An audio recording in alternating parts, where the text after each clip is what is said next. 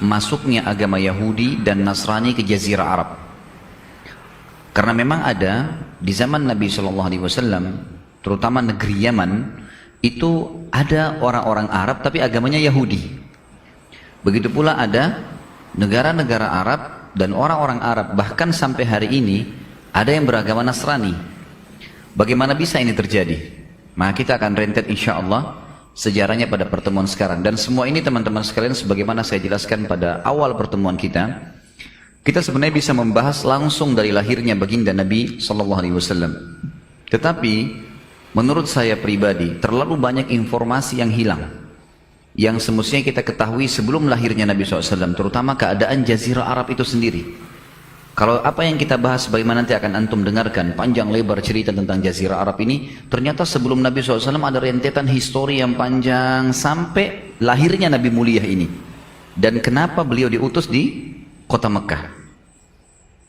Kita mulai dengan agama Yahudi teman-teman sekalian. Yahudi sebenarnya diambil dari kata-kata Huda. Di antara maknanya adalah Huda. Dan ini diambil dari perkataan Bani Israel pada saat mereka menyembah patung yang dibuat oleh Samiri.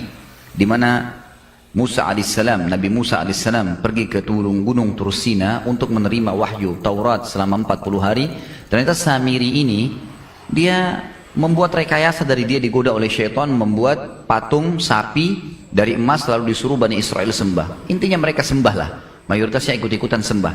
Nabi Harun alaihissalam tidak punya daya seperti Musa alaihissalam yang tegas, sehingga akhirnya Samiri berhasil tanda kutip di sini mengalahkan suara dari Nabi Harun alaihissalam, sehingga banyak kaumnya tidak mau ikut Nabi Harun dan mereka berkata, kami tunggu Musa sampai kembali aja. Waktu Musa alaihissalam balik, Nabi Musa alaihissalam menghancurkan patung itu, lalu dengan tegas menghakimi Samiri dan mengusirnya dari Bani Israel, serta mengembalikan orang-orang Israel untuk menyembah Allah Subhanahu wa Ta'ala. Pada saat itu orang-orang Bani Israel sempat mengatakan, dalam Al-Quran diceritakan, a'udzubillahi minasyaitonirrajim, inna hudna ilaik, ya Allah kami kembali taubat kepadamu. Jadi sebenarnya kata-kata Yahudi diambil dari kata-kata huda yang berarti taubat atau kembali.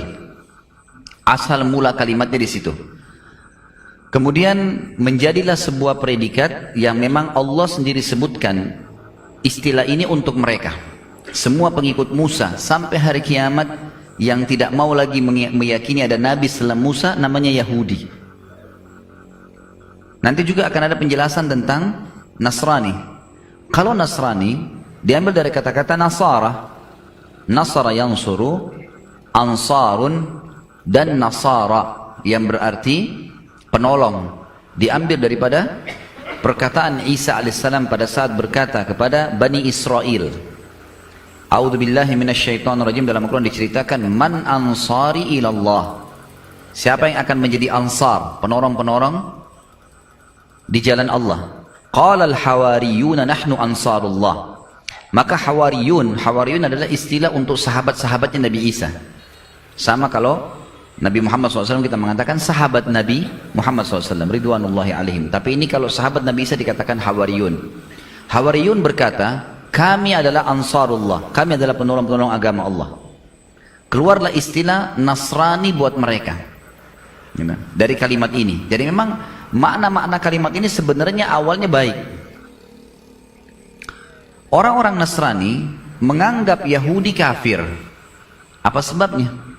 Karena Yahudi walaupun beriman kepada Allah, agama profetis, agama samawiyah, dan yakin semua nabi sebelum Musa alaihissalam ada, Hud, Saleh, Shu'aib, ya, Lut, Ibrahim, Nuh, semuanya oleh orang-orang Yahudi diyakini.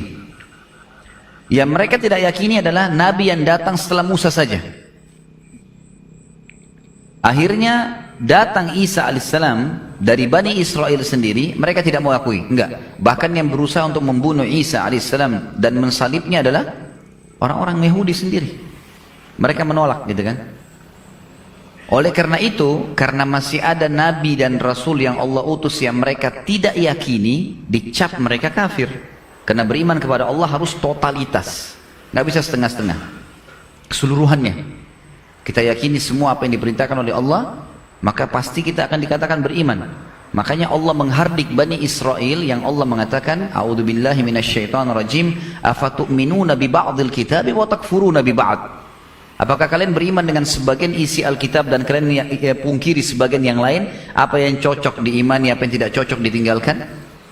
Sampai para ulama tafsir menekankan mengatakan siapapun di antara kaum muslimin yang coba memilah-milah hukum Allah, mereka sama dengan Yahudi dan Nasrani. Dan Allah mencap mereka kafir gara-gara itu, gitu kan? Berjalan waktu, datang Nabi Muhammad SAW, ternyata dan Nasrani ini diberikan predikat untuk semua orang yang mengaku pengikut Isa AS sampai hari kiamat, dan tidak mau mengimani risalahnya Nabi Muhammad SAW. Nasrani meyakini semua Nabi dari Isa ke atas, Musa, Daud, semuanya sampai Nabi Adam, tapi mereka tidak mengimani risalah Nabi Muhammad SAW. Kasuistiknya secara histori berarti, kenapa sekarang umat Islam mengatakan Nasrani kafir? Sama dengan kenapa Nasrani mengatakan Yahudi kafir. Sama persis. Karena mereka masih menolak ada Rasul dan Nabi yang terakhir. Itulah Nabi Muhammad alaihi salatu wassalam.